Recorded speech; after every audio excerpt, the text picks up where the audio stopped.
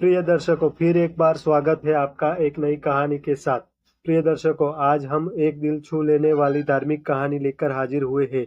अगर आपको हिंदू संस्कृति पर सच्ची श्रद्धा और गर्व है तो कहानी को अंत तक जरूर देखें और हमारे चैनल को सब्सक्राइब जरूर करें।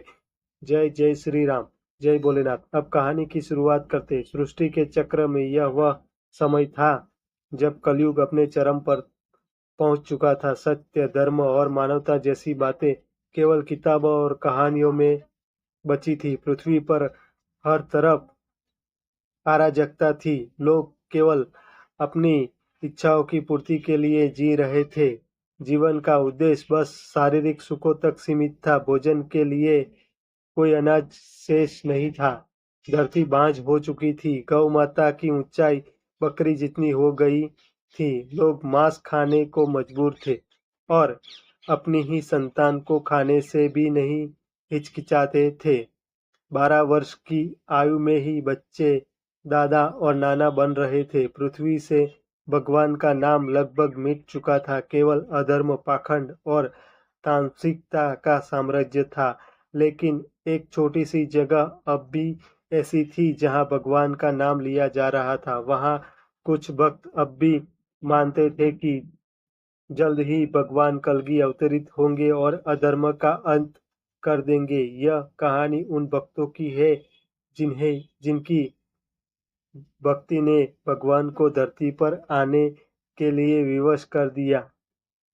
पृथ्वी पर एकमात्र ऐसा गांव बचा था जहां अब भी सत्य और धर्म की ज्योति जल रही थी, शिवपुर। यह गांव गुप्त था, क्योंकि यदि अधर्मी पापियों को इसके बारे में पता चलता तो वे इसे नष्ट कर देते।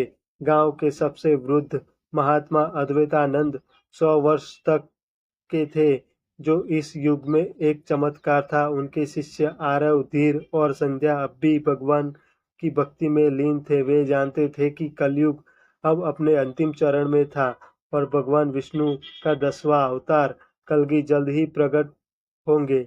शिवपुर के पास ही एक विशाल नगर था, काल सिंधु, जहाँ राक्षसी प्रवृत्ति के मनुष्य राज करते थे।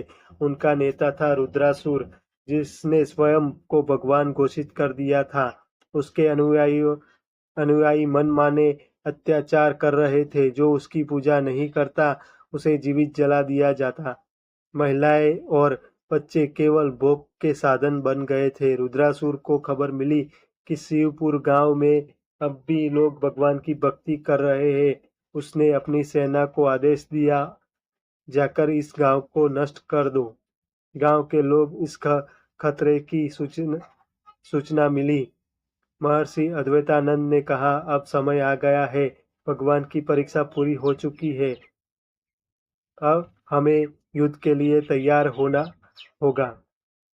शिवपुर के गांव के लोग जान गए कि उनकी रक्षा अब केवल भगवान कलगी कर सकते हैं। उन्होंने पूरे गांव से भगवान को पुकारा। अचानक आकाश में काले बादल घिर आए, भयंकर आंधी चली और बिजली कड़कने लगी।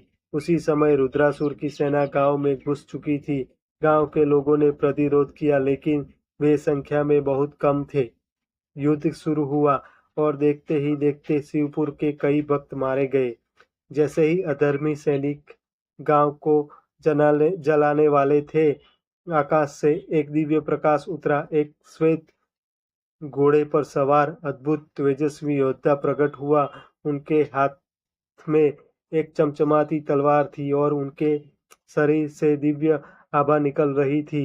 यह भगवान कलगी थे, भगवान विष्णु का अंतिम अवतार। उनके स्वर में गूंज उठी, अधर्मी, तेरा अंत निकट है। रुद्रासुर और उसकी सेना डर के मारे कांपने लगे। भगवान कलगी ने अपनी तलवार से एक ही बार में हजारों राक्षसों का संहार कर दिया। उनकी गति इतनी तीव्र थी कि कोई उन्हें देख भी नहीं पा रहा था। रुद्रासुर ने डरकर भागने की कोशिश की, लेकिन भगवान ने अपने धनुष से एक अग्निबाण चलाया, जिसने उसे वहीं भस्म कर दिया। भगवान कलगी ने घोषणा की, अब इस अधर्म का अंत हो चुका है, सतयुग की शुरुआत होगी। जो भी धर्म का पालन करेगा वह नए युग में जन्म लेगा। शिवपुर गांव के भक्तों को भगवान ने आशीर्वाद दिया।